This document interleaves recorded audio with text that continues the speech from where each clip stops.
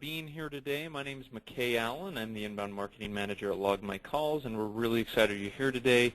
And we're really excited to have Andrew Davis with us, who is going to teach us how to harness the power of Subscribe. He's a busy guy. He has been traveling and will be traveling all over really the world, speaking, and I'm talking about his great book, Brandscaping, which we'll talk about more in a moment. And so we're really excited he's agreed to join us today and carve out a few minutes. First, I want to introduce you briefly to this webinar series, what it is, if you're new to it. Log My Calls is a call tracking and call analytics company. We just launched a couple of weeks ago a tool called Conversation Analytics that actually analyzes the content of calls using some pretty sophisticated speech recognition technology to determine if the caller bought something, if they're a good lead, a bad lead, how price sensitive they are, if they're sales ready, all that stuff. So that's what we do.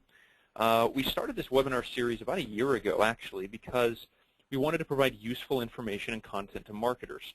And so we've had some fantastic guests on the webinar series, people like Andrew, Tim Ash, Brian Massey, Jeremy Shoemaker, and partnered with companies like Unbounce and Yext and others to produce really great webinars. And so we're excited you're here today to join us for this. The webinars are housed on logmycalls.com/webinar, logmycalls.com/webinar. You'll see this webinar listed as well as one next week that we already have posted, and then all of the webinar recordings are housed there, and you can actually listen to those webinars without having to fill out a form. So you can gain about, I think about 90 webinars are there, about an hour each, so literally like 90 hours of free marketing content for you is on that URL. So logmycalls.com/webinar. And of course, this webinar is going to be recorded and will be posted there this afternoon.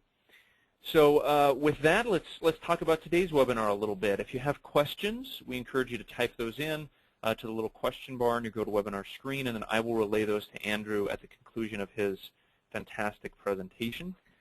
And additionally, we will, any questions we can't get to, we'll email the answers to those questions out after the webinar as well.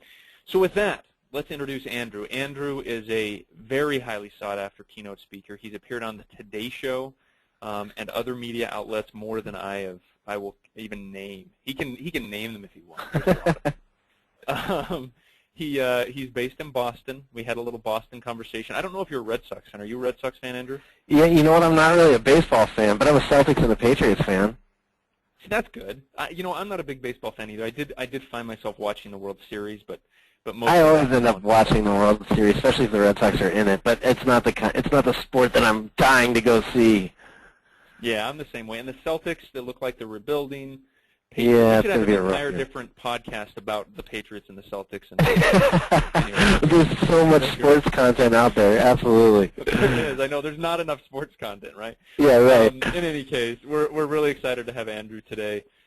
He's going to talk to us a little bit about how we can get visitors to subscribe and then actually turn those subscriptions into revenue. So, Andrew, go ahead, sir. Yeah, let's do it. Well, thanks, McKay. Thanks for having me. I mean, I think this is really great what Log My Calls is doing, and you know, harnessing the power of a subscription is something I'm really passionate about. But I want everybody that's tuning into the webinar right now to actually just kind of suspend their disbelief for the next 45 minutes and start thinking really big. This is not going to be a tactical webinar. Like, you're not going to leave this with 5 new things to do on Twitter that are going to get you more, you know, followers or fans. This is really about thinking much more strategically about how you leverage simple things like email newsletters, or even your subscribers on YouTube or Twitter or Facebook fans. These are all the new versions of subscribers in a new world, and these are the, you know, one of the easiest ways to build a really good, trusted relationship with your potential audience, your new leads, who that you can then call on and leverage, you know, great technology like Log My Calls and lots of other ones to build better and deeper relationships and get to that sale. So for the next 45 minutes, I want you to really just start thinking about 2 words: what if, okay? What if you started harnessing the power of a subscription, and what if you started thinking like a television executive? Now, my background is actually television. I come out of the television and film world, and I started my career working in local television, ended up working for the Today Show, as well as being on it, okay? So, which is kind of a bizarre transition, I must say. And I worked for the Jim Henson Company with the Muppets, and learned how these brands create great content and actually leverage their own subscriber base to build real businesses. So I want you to think this way for a minute.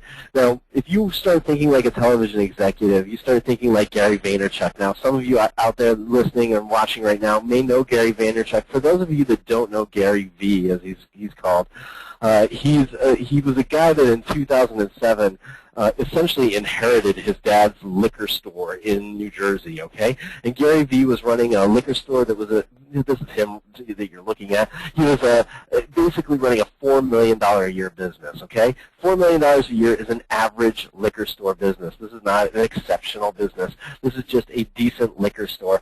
And Gary had this idea that every single day, he was going to create a new piece of video content where he'd review, 3 to 5 wines from a specific region or with a specific theme, and he would hopefully get more people to buy the wines that he was reviewing, especially people that came to his liquor store. So this was Gary's idea, right? And Gary started doing this every single day and posting these online. Now, what's interesting about this is the content, if you go back and you can search these on YouTube and you look at Gary, you can see Gary here isn't that exciting looking. He doesn't look like someone I'd really want to tune into. But within 70 episodes, Gary didn't really have a big following. So he had already been doing this 70 days.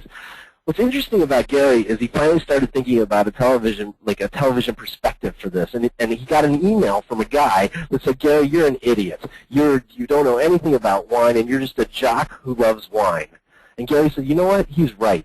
I actually am a jock who loves wine. And what Gary did on that 77th episode was actually decide that I'm going to be the sports center for wine. This is essentially what he did. And that's what a television producer would do. They'd say, let's make this wine show unique by making it appeal to men and make it feel like SportsCenter. And so what he started to do was essentially every episode, instead of having that black spittoon to spit the wine into, he had a Jets spittoon, and he would talk about the Jets, and he didn't, he had like really compelling, fun ways to review the wine. Instead of saying it tastes like notes of chocolate and espresso, he would say it tastes like great nerds that you microwaved and nuked. And all of a sudden he had this huge following of people. 90,000 people a week subscribed to his show. That's an amazing number of people. And within 5 years, his $4 million liquor store was now a $60 million liquor store. He was mail ordering the wines that he was reviewing, and it became what's known as Wine Library TV. Wine Library TV was 1,000 episodes of episodic content that people subscribed to and convinced people to buy wine, not just from him, but from everywhere, and he benefited by being the sports center for wine. So this is thinking about a subscription as a really valuable way to drive new business. And he took all these lessons from old media. One is called appointment consumption, right? So you've got to, if you're going to build a subscriber base, set an expectation for your audience and deliver on it. And that's what he did. He said, I'm going to make a video wine review show every single day, and he did. He was so dedicated to this simple idea of doing a wine review show every day that he actually, even when he was on the road, he would review the wines that were in his mini bar at the hotel room, which is genius. He had a repeatable format, and we'll talk more about that. This show was the same every single time, basically. He just had different wines with different jokes, with different sports references, and that repeatable format makes the audience fall in love with it. So you don't have to come up with new content every day. You have to have a new format for the content. And he was talented. The audience ended up trusting. So, I'm a sports guy, like we were just saying. I like football. I like basketball. And, I don't know much about wine. I drink beer. But he all of a sudden was a sports fan who liked wine, and he introduced me to the idea that I might like wine. And he had a smart hook. That's a twist on a familiar theme that you can leverage to turn really just, commodity content into something really compelling. It ensnares and entraps your audience. So we'll talk more about these 4 pieces. But when you think about building a subscriber base, even just using your email every week, this is a really good way to do it. So take some lessons from old media and lessons from Gary Vaynerchuk, and we're going to talk about how you can harness this power of subscriptions like Gary Vee. So what if you started valuing the relationships you can build with content like that over measuring impressions or conversation, which doesn't mean much? What if you really focused on high-quality, long-term relationships being the most valuable piece of the puzzle? That is the definition of a subscription. What if we created content our audience actually wanted to consume? Now, this is I think, a really big mind shift for most of us marketers or salespeople out there. We've got to really start thinking about the way our consumers are bombarded with information today, and our customers are our clients. It's what I call information overload. And information overload is a paradox. Essentially, the paradox is just because there's more information available doesn't mean one can consume more. Hopefully that makes sense. Just because there's more information available does not mean one can consume more. When I'm talking about more, this is a lot more, okay? This is part of the problem. We aren't really thinking about the fact that we're pushing out more information, but so is every other brand. And when I say more, I mean 17 new web pages published every single second. This is how much more is. There are 1 billion new web pages published every day. 2 billion web blogs are contributing to this kind of information overload. And if you look at this graph here, on the left side we have 1950, and on the right side we have today, right? And then on the y-axis we have the amount of information being consumed and that we think is available out there, and we have these two lines, right? The light gray line is the information one can actually consume, okay? The black line with that hockey stick at the end is the perceived amount of information available. That means in 1950 there wasn't a big gap between those two lines, right? Like I watched my favorite television show and I had a favorite television network, I had a radio station I loved, maybe there was a newspaper I subscribed to and a couple of magazines, and I knew there was some more stuff out there, but I didn't really care. I knew I was ignoring it and I didn't want it, right? Then you get to the 90s, which is about in the middle, let's say, of this chart here, and all of a sudden in the 1990s we see this gap start to widen when we all of a sudden get cable television explosion, we get the 200-channel universe, all of a sudden there's CNN Headline News, there's CNN Sports Illustrated, there's CNN International, there's CNBC, there's MSNBC, there's Fox News, there's Fox Business News, there's Bloomberg, and all of a sudden people are going, how can we consume all of this news and information? What am I missing if I'm watching MSNBC that's on Fox News right now? And meanwhile, this gap starts to widen as the internet age comes, right? And all of a sudden we're bombarded with information, but we also know there's a huge amount of information that we can't actually get to. And the difference between that information available, that what we think is out there, and the information we can actually consume is what most of us are chasing. This is creating a content bubble, right? We're chasing the social stream. We're pushing more and more information out there, and that is really what most people are focusing on. The difference is when you focus on being part of the information one actually wants to consume, we end up with a subscription opportunity. Can you create content every single week on a regular basis, even with your email newsletter, that is quality over quantity? Can you actually provide one simple way for people to engage with you in a way that they want to consume it instead of delete it? They actually know it adds value to their lives. That's the power of a subscription. And we have to start combating this information overload paradox by not chasing the social stream and actually going after being part of that information people actually want to consume. Because there's a point at which you cannot consume any more information. That's the problem, right? You cannot ever consume everything that you think is out there. So what if we treated online content just like a television schedule, okay? Most of you are old enough, I hope, maybe you're not, to remember Thursday nights in the 1980s. I don't know if you remember, but at 8 o'clock, what was on? I know you're thinking it. The Cosby Show, right? The Cosby Show was on at 8 o'clock every Thursday night on NBC. What was on at 8:30? 8:30, anyone? It was Family Ties. Now, what's interesting about this is the Cosby Show and Family Ties are very similar shows, right? But the Cosby Show kind of was the cornerstone of that Thursday night lineup, and then we could roll people right into that 8:30 show for Family Ties. And at 9 o'clock, what was on? Cheers, right? Cheers is interesting too because it's a family kind of comedy. It's just a different kind of family. It's an ensemble cast at a bar. It gets a little later, and we can now start to take on more adult themes and adult environments. Well, this was called appointment consumption, right? And appointment consumption was actually an old television concept that was embraced by Brandon Tartikoff.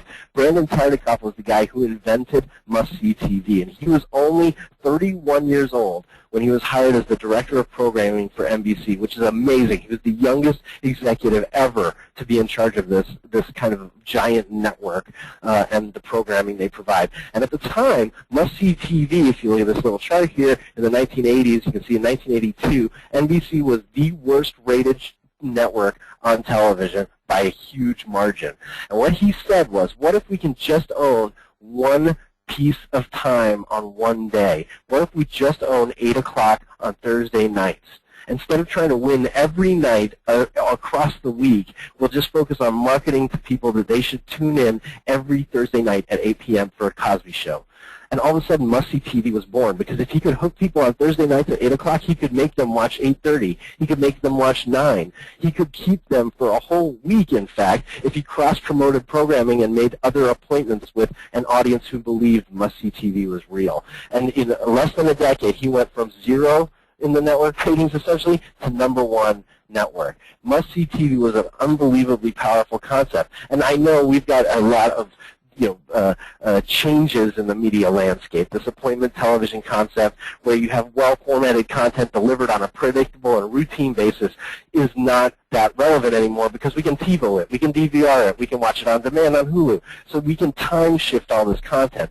The weird thing is, the concept still works. If I can make an appointment with my consumer and just think about owning some time in my consumer's day and that they make time for, we can be much more effective than contributing to that information overload. So what if we treated our online content, our subscription models, our email newsletters, like a television schedule? So let me show you someone who's done a really good job of this, right? Do you have an email newsletter? I'm sure most of us do, right? And most email newsletters, I got to be honest, they suck, right? They just, we try to sandwich in some content we hope is relevant with a bunch of links, and we don't really make a big impact. Well, let me tell you about someone that I was introduced to. This is a company called Say Media, okay? Now, I'm a marketing guy, so these guys are relevant to me. They're a giant media company with a bunch of online magazines and properties that garner millions and millions of viewers every single day. So Say Media is going after me, the marketing guy, okay? This is their company, and this is their website, right? Not that interesting to me. But I got an email from a friend who said, hey, did you know that Friday is Venn Day? Check it out. So I go onto their website, he sends me a link, and this is what I get. I get Say Daily, and can you see that right here? It says, Friday is Venn Day. Get it every week. And I was like, wait a second, no one told me that Friday is Venn Day. How long have I been missing this? I didn't know I could get it every week. They've defined a time, just like must-see TV, that I should be involved with. And they set the expectation that every Friday I'm going to get some sort of Venn Day thing. And at the time, I don't know what it is. But it's a very simple call to action, right? So I start looking at the content. Here's an example of their content. Now, this is a Venn diagram with a really smart hook, just like Gary Vee's hook with a mashup from SportsCenter meaning, wine. This is a Venn diagram meaning a picture. Like, that's a great, this is very arresting when I see it. I don't know what it's talking about. I read the article. It's very compelling. When the Olympics were on, they did this kind of thing, right? Agony, ecstasy, opportunity. Maybe we should think of marketing with tattoos, right? This is the ideas that come across in this. It's high-level kind of strategic thinking. And every week they do a new one. This is when we landed on Mars, and there was that guy with the funny Mars star in his head. Or even when they're talking about mobile advertising, it's a funny Venn diagram with context matters. You can't text and drive and look at ads. So I sign up for this thing, and every single week at 7:58 a.m., I get this email in my inbox. This week is in Venn. And they have a new Venn diagram for me to engage with. I read the email there, and they've made this appointment with me. They actually own 2 minutes of my inbox every single Friday. Now, it's not like I'm sitting around at 7:57 going, oh, I've only got 1 minute, I'll wait for this, right? But as soon as it shows up in my inbox, I'm excited. I know that they always send great content. The format is always the same, and I can share it with friends that will really find this content compelling. So what if we just tried to own some quality quality time in our customers' inbox? And what if we ignored click-through rates? What if it was not about the click-through rate, but our goal was actually a zero opt-out rate and an ever-growing subscriber list? Every one of those subscribers is a new lead. It's a new opportunity to build a relationship through this kind of content to really drive our new business. So what if we built a relationship with our audience instead of just shoved random crap down their throat with an intermittent email newsletter that doesn't mean much to our consumers? So think about your email newsletter and ask yourself, what if you made that appointment with the audience? That's a much more powerful strategy than just the blanket approach.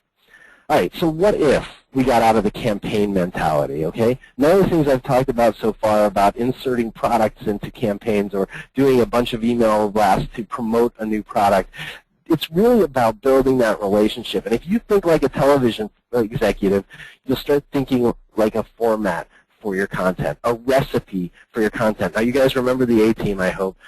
In the 1980s, the A-Team was one of my most favorite programs on the planet. I couldn't get enough of it. And that show, if you go back and listen to the intro to that show, they actually tell you the format for that show. Every episode of the A-Team is exactly the same, right? There's somebody who's in trouble, and for some reason they can't go to the authorities. Okay, that's step number one. Then they find the A-Team somehow, or the A-Team finds them, and the A-Team helps them get out of their pickle with, at some point, a great montage of them putting together some bizarre apparatus and then having a big blowout with the enemy and saving the day for the person that couldn't go to the authorities. And at some point near the end, all of a sudden the colonel shows up who's trying to catch them, and they get away. That's the easy, repeatable recipe that people fell in love with. And what's amazing about the A-Team is the A-Team lasted for 3.5 seasons very successfully by having that repeatable, ownable format for their content, because it built a relationship with the audience.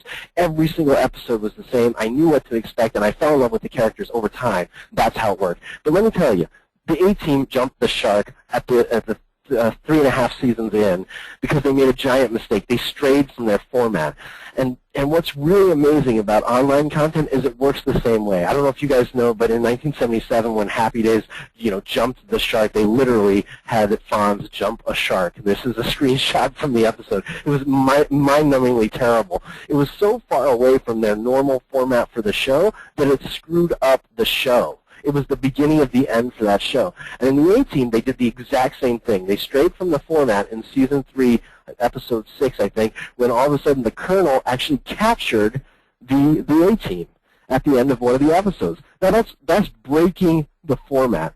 And what the brands I've talked about so far, like Gary Vee and Say Media with their Venn Fridays have done, they stick to the format religiously so they don't jump the shark. They actually help you fall in love with that recipe for the content so you know what to expect and you know how to deliver on it. That's what Gary Vee does really, really well. His show is exactly the same. You can see that jet spittoon on there. He has a guest in the studio. He's got his 4 wines to test. He usually has a dry erase board if he's at home where he puts the question of the week up. He has a format to every episode that works. So do the Say Media guys. There's always a Venn diagram, and they always deliver great strategic high-level advice for marketers like me so that I know to pay attention every week. It's not some weeks it's good, some weeks it's bad. It's the same kind of content every single week.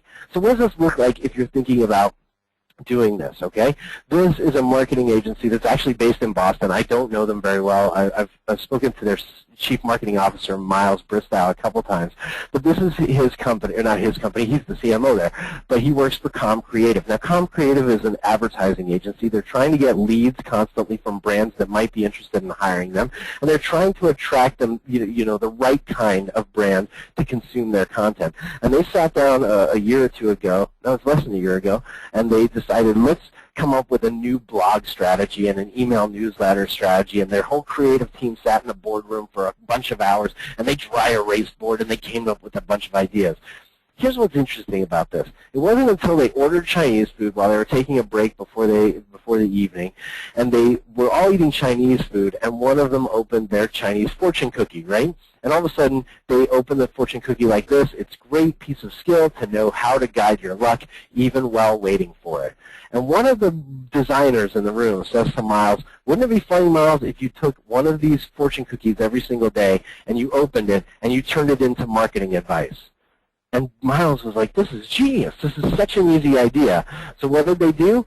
They actually created a blog feature called Today's Marketing Cookie. And every single day, Miles Bristow opened a fortune cookie and turned it into marketing advice. Today's Marketing Cookie, guiding your luck. It's a great piece of skill, and there it is, right? And then he turns that fortune cookie advice into really great content. This got really, really popular, and what he invited people to do, you can see here, is not to subscribe to some random newsletter. It was subscribe to Today's Marketing Cookie Challenge. And now he has thousands and thousands of marketers who get this every single day from him because they got the format, they love the hook with the little fortune cookie, and they love his advice that he ends up giving. It's really nicely written, smart advice with a simple hook and a fortune cookie. It got so popular that people started submitting their own challenge to him. And they would say, Miles, I just opened a fortune cookie at a Chinese restaurant. I'm a marketer, and why don't you do my fortune cookie? So all of a sudden he had contributions from people that were really, really funny and compelling. He had thousands of them. Even people like George Takei from Star Trek submitted a fortune cookie once. And all of a sudden Miles went from having 5,000 to 10,000 to 60,000 Twitter subscribers as well because people were getting involved in the marketing cookie idea. And what is interesting about this is he created a content product. He treated that product every single day like a brand in and of itself. And people started subscribing to it in a really deep and meaningful way. And that's what's smart about this concept, is that he had a repeatable format. It wasn't a campaign, and it's about really building those relationships with the right kinds of marketers who then hire them to deal with their advertising. All right, so what if you started small but think big, okay? This is another key aspect to this. You don't have to start a video series and commit like Gary Vee did. You don't necessarily have to start your blog every day with Today's Marketing Cookie. You can actually even start on small social channels where you can actually garner your own subscriber base. And this is a great story of someone who did this on a creative way, but you can do the same thing for your own enterprise. This is Justin Halpern here on the right. I don't know who the guy on the left is, to be honest, but I can't find a really good picture with Justin without this idiot. So he's on there.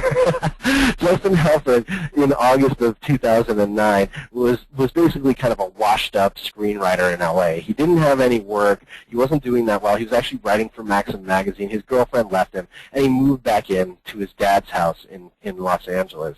And he was only there a couple of weeks when he remembered how funny his dad is. His dad says really funny stuff.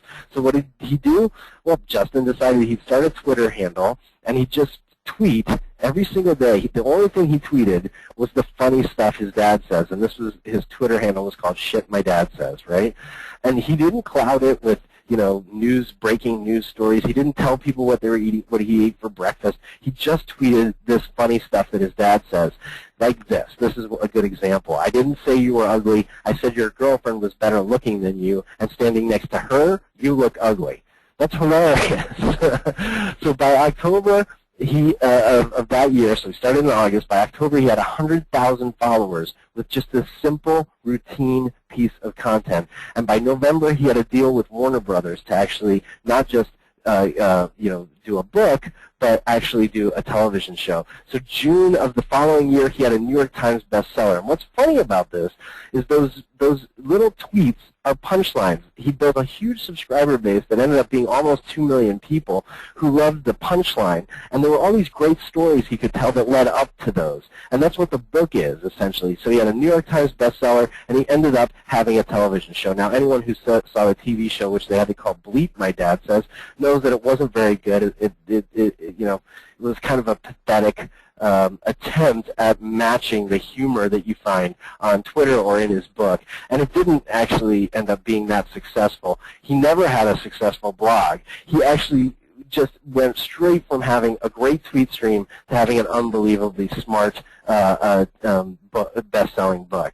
This is what I call kind of a content continuum. You can start an experiment with building subscribers with just very simple concepts and formats in very small places like Facebook or LinkedIn. If you post the same kind of update every day on LinkedIn with just a new piece of advice, you'll all of a sudden start attracting new leads that you never knew existed.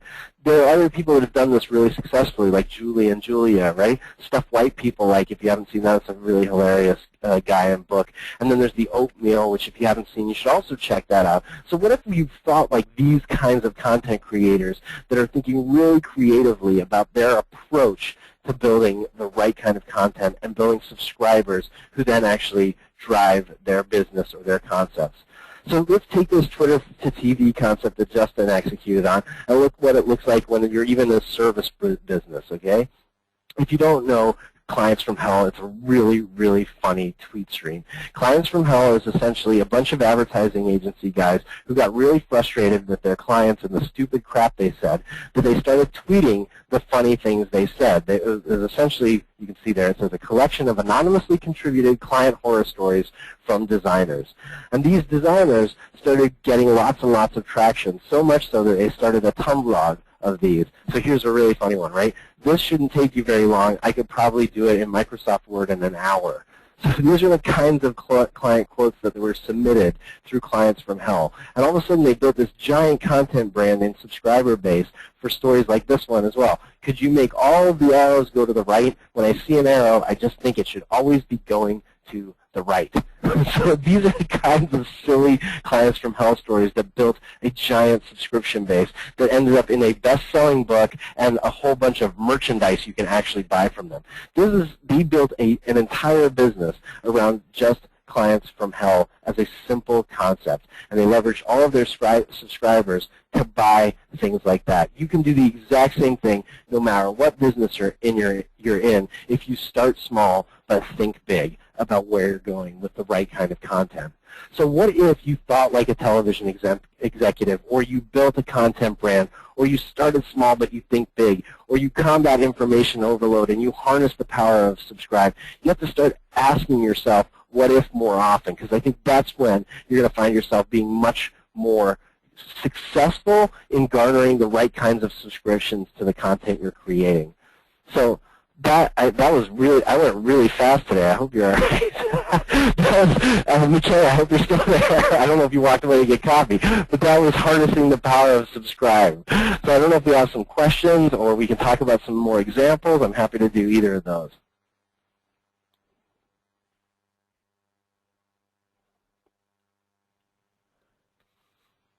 Thanks, Andrew. That was awesome, man. Appreciate it. You there? Yeah, I'm here. Oh, sorry. That was weird. The audio cut out for a second. Oh, are you there? Okay. Yeah, I'm here. Sorry about that. The audio, That's okay. I don't know if I had my mute still on and I was still talking. I'm not sure what happened there. It might have been me. I took a sip of water. Okay, no worries. No worries. Hey, we've got a few questions coming in. Do you have time to take a few real quick, Andrew? Yeah, of course. Yeah. Awesome. I'd love to. So the idea of having sort of the must-see sort of idea for content, would you recommend that people do that? Is that something that, in terms of actionable items, should they start that on their blog? Should they, because I think you're right, every business does have those funny things that either clients tell them or random things that happen or strong opinions on things. Any ideas of exactly where to start or how you would go about starting? Yeah, I mean, to be honest, I think the best place to start is actually your list of email subscribers. Even if you're doing this on your own, outside of the purvey, if I was a salesperson just on my own, trying to build a relationship with the people that are in my contact list, sending them something on a regular basis that they can start to expect and in a defined way will build that relationship. So I'll give you an example of what I do.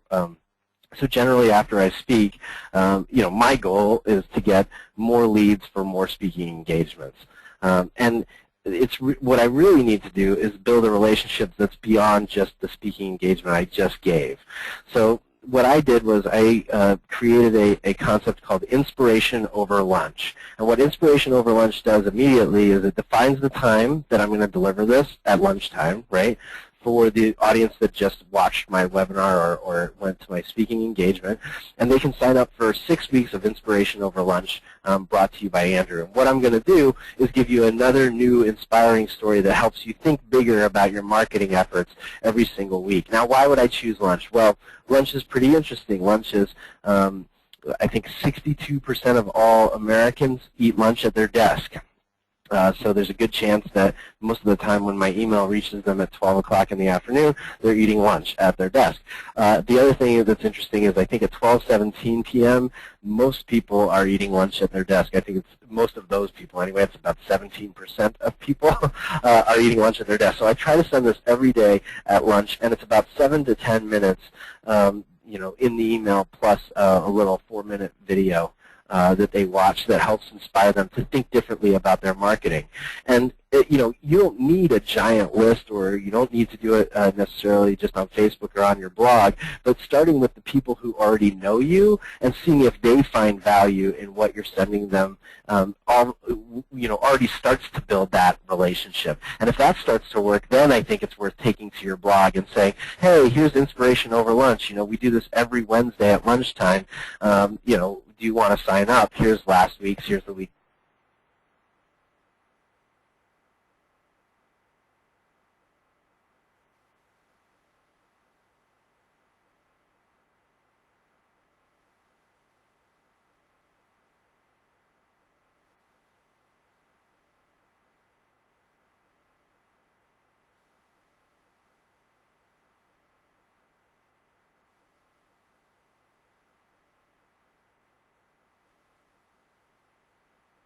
Do a better job of pushing that out to our email list, but it turned into sort of the blog that people would read during the week was just my rant on a random subject that was related to marketing. Yeah, I mean, I think you're. Oh, go ahead.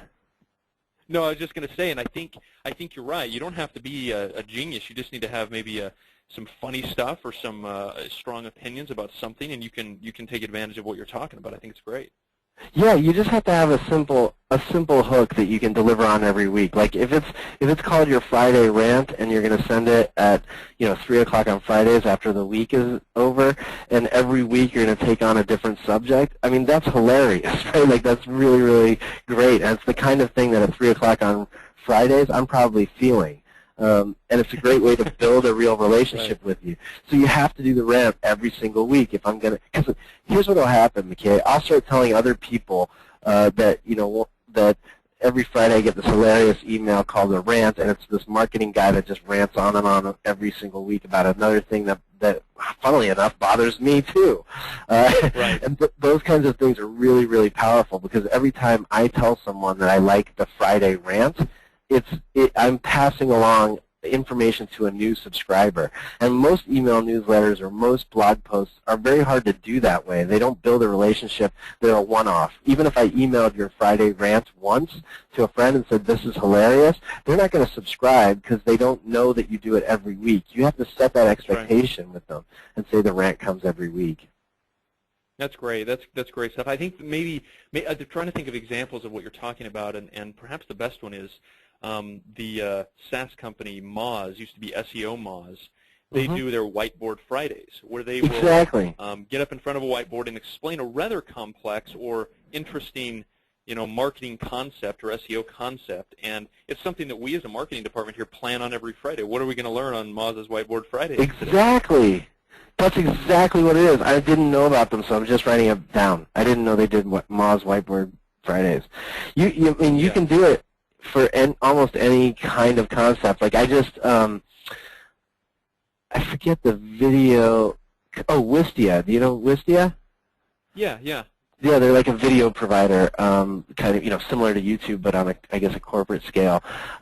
They started a great content brand relationship, the same kind of must-see TV concept. They call it Top Hat Tuesday, and on Top Hat Tuesday, it's always someone from their team. I think his name's Ezra, and he puts on a funny top hat, and he gives people a video creation tip on how to create a better video. And, they've done a really simple idea. The hook is that silly hat, and it's Top Hat Tuesday, and every Tuesday I get this video tip. And the video tip's great, but it's much easier to tell you that I subscribe to Top Hat Tuesdays. You should too, then, hey, these guys at Wistia, go find it on their blog. It's really hard to find. And, I couldn't even remember the company's name when we started talking about it. I just had to look up Top Hat Tuesday, and what shows up? Wistia. That's treating your content like a product. There's another great example is 60-second fold of the week. So this is a B2B company who sells software, and it's called FoldRite. And FoldRite sells software that helps designers design print materials so that when they're printed, they're folded correctly. Does that make sense? It's kind of a complicated concept. And they were having trouble getting leads. They were buying mailing lists. They were buying advertisements. And what they decided to do was really smart. Trish Witkowski, who's one of the executives at the company, decided that she would just find really cool fold examples in the marketplace, and every single Friday she would post a 60-second super cool fold of the week video on YouTube. And what's amazing is her hook is she wears a really funny T-shirt, and the T-shirt always has it's like a custom printed thing that says like, folding is for dummies, or like I love to fold, or get me into your fold, or whatever. And every week people turn in to see Trish's stupid shirt, but they get a bunch of inspiration out of her super cool fold of the week, and she's become a celebrity in the design world. People love her. They think she's hilarious. They love the super cool folds, and she's sold tons of software as a result of that relationship she's built between people who watch and forward and follow her super cool fold of the week. And That's great. I think the bottom line is it's about quality over quantity. Like if you're going to start a blog, don't feel like you have to blog every day. Define a time and a reason you're going to blog and build a little brand around that, and you're going to be far more successful than just hoping that tomorrow's blog is more successful than today's. That's good stuff. We got one more question here, Andrew, that I want to throw past you, and then we'll conclude. So we've got a question from somebody who says, I own a small business. I'm assuming local business based on the question. So let's assume it's a very local business, somebody who's in the tire industry or in some hyper-local industry. How do you recommend they go about getting started down this sort of branded content route? Any suggestions for hyper-local businesses doing this?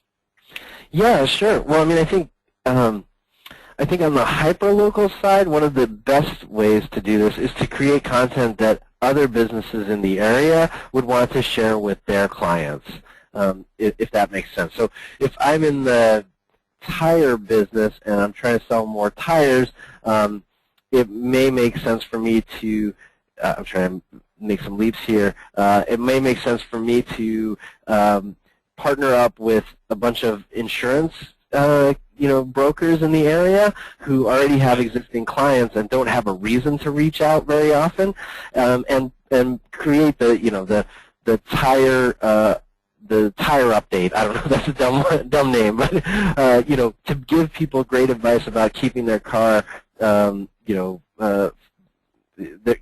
upkeep tips for their car in a simple way that helps the insurance broker that's local pass along that information and add value to their clients.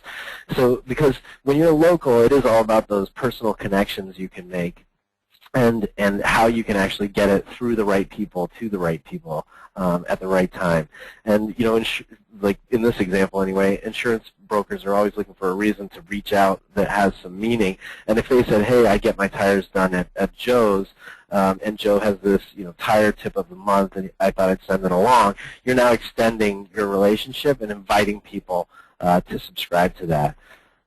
So hopefully that makes sense. No, that makes a lot of sense. I think you're right. I think regardless of someone's industry, there are useful things that you can share with people in like you said, a branded way that can increase subscriptions and so like revenue. So that's great. A really good example of that, I just met a woman actually here in the Northeast who is in the construction industry, essentially. She's a female-owned construction business, and she's a growing business, but she actually partnered, she only provides one piece of the construction puzzle, like new windows and new siding. And she realized that she could be a better resource if she had some real partners in the area who also had clients that might need her services and vice versa. So she built a little conglomerate of people, and what they do every week is they all work together on one newsletter brand that they then send out to each other's clients. Does that make sense? So the window tip is brought to you by her company, the window and siding company, but the chimney repointing guy that does brickwork gives you the brick tip, and everybody has one really powerful newsletter that goes out with really helpful tips to their existing clients, introducing each other's brand to those clients that don't know them. And I think in local marketing, it's easy to get overwhelmed by the web and try and think, oh, I'm not marketing to everyone. I just want the people in my neighborhood. And one of the best ways to do that is to harness the subscriptions of other partners in the area. Yeah, that makes a lot of sense. And I think the whole point of your book too about brandscaping, I believe, is it's really about building relationships, right? I mean, and helping other people, and a lot of that stuff, I think. Eventually, as partnerships develop, things get better for everybody. It raises all boats, if you will. Talk a little bit about brandscaping, I guess, before we conclude. Just kind of give us the gist of how all that works. Yeah, so brandscaping is essentially leveraging the customers of others to help drive your business. And the question I'm inviting you to ask is, who has your next customer as their current customer? Because we don't do enough to think about the other brands and the other products and the other services that our clients purchase. And if we start thinking about those things, you start finding these great opportunities to build relationships with brands that aren't competitive, but already have your customer as your next client, and their customer, as your next client, and you can actually work with them much better to actually build that relationship through things like content. And so brandscaping is all about trying to find those brands and then create the right content and build those relationships with other companies. You can kind of think of it as, when you're on Amazon and it says, customers who like this also bought that. That list of products down there is exactly what brandscaping is all about. Can you find the other companies that would need your service, eventually, and build that relationship through a trusted partner like the brand they already love? That's great. And you can get brandscaping, everybody, on Amazon or brandscapingbook.com. That's right. Is that right? Yeah, that's right. And the audiobook is available at all of those places too, on Audible. And if you're a busy business person, the audiobook is obviously very helpful. Absolutely. But or if you love to read, please feel free to read the book. And if you have any questions, feel free to reach out. I love talking to anyone about this stuff, marketing in general. That's great, Andrew. We really appreciate it. That's good stuff. I think that everybody's been well taught, so we appreciate it. And to everybody, thanks for attending today. We appreciate your time. We have a webinar next week specifically about tactical ways to improve your sales and marketing processes in 2014. Ooh, that sounds good. So, yeah, it'll be awesome. So attend that webinar. And then we have a couple of webinars scheduled for the week prior to Thanksgiving as well that aren't posted yet. So just stay tuned for those. And again, thanks for attending, everybody. This webinar has been recorded. We'll send it out to you probably tomorrow morning, the recording. Then, of course, logmycalls.com/webinar. Andrew, thanks again, sir. Any last words? No, my last words are I can't wait for next week's webinar. Awesome. Hey, thank you so much. We appreciate it, and have a great day back in Boston. Thanks, you too. Bye, guys. Thanks for everyone for tuning in. Thanks, Andrew. Bye-bye.